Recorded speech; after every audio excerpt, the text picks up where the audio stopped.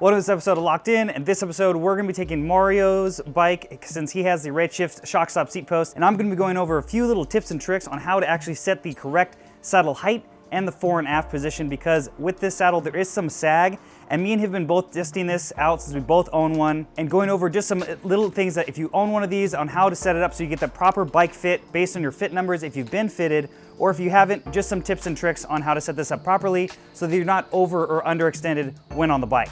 So if you're interested in seeing that, let's get started. So in this video, I'm gonna be basically taking Mario's fit numbers that I already know for his saddle height, and then what I'm gonna be doing, because I'm assuming that nobody watching this video has a goniometer, I'm gonna verify where his ideal saddle height is gonna be when in the sag position with this seat post already set up for his weight. And then basically I'll measure the difference so that you at home can know that roughly however many millimeters taller this seat is what you can start with when setting this up.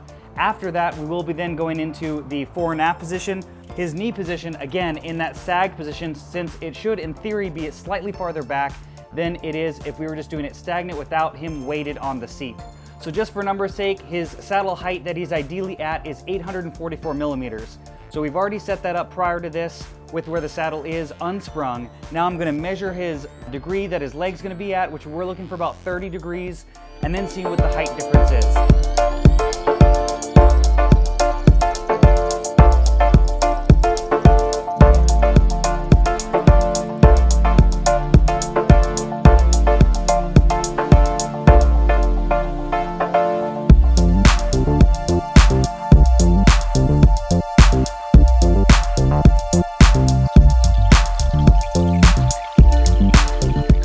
Okay, so with the new position that he's in for the proper leg extension, we compare to 844. If you go from the top of the saddle with the cranks in line with the seat post, we're gonna measure all the way down to the middle of his pedal spindle, and I'm getting about 846 millimeters. So that's a difference of 2 millimeters to basically have the ideal sag that Redshift is looking for. So if you're setting this up at home, Redshift always recommends that when you're sagged out, this little silver piece right here should be not visible. So that roughly is gonna translate to, I'd say, 2 to 3 millimeters of additional saddle height, depending on how much you actually make that thing kind of disappear. But I definitely would start at 2 mil. So now let's check his saddle fore and aft when in the sag position. So for this part, you do need a plumb line. If you don't have one of those, you can simply make one out of essentially a few heavy washers and a piece of string to effectively find this measurement. Now, since his fore and aft position is perfectly set already, what we're gonna be looking for is when his cranks are parallel with the ground.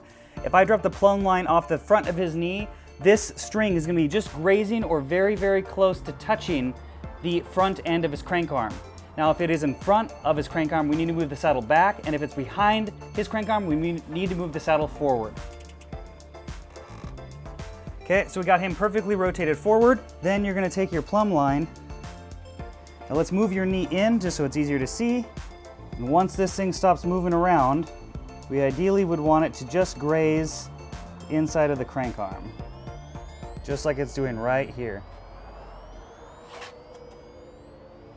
And what that's gonna mean is that him in the sag position right now is gonna be his ideal position. Now I'm gonna compare this to the fit numbers that we already measured for him on his road bike, which has a rigid seat post, to see what the difference is in his fore and aft position, unweighted from the center of the crank.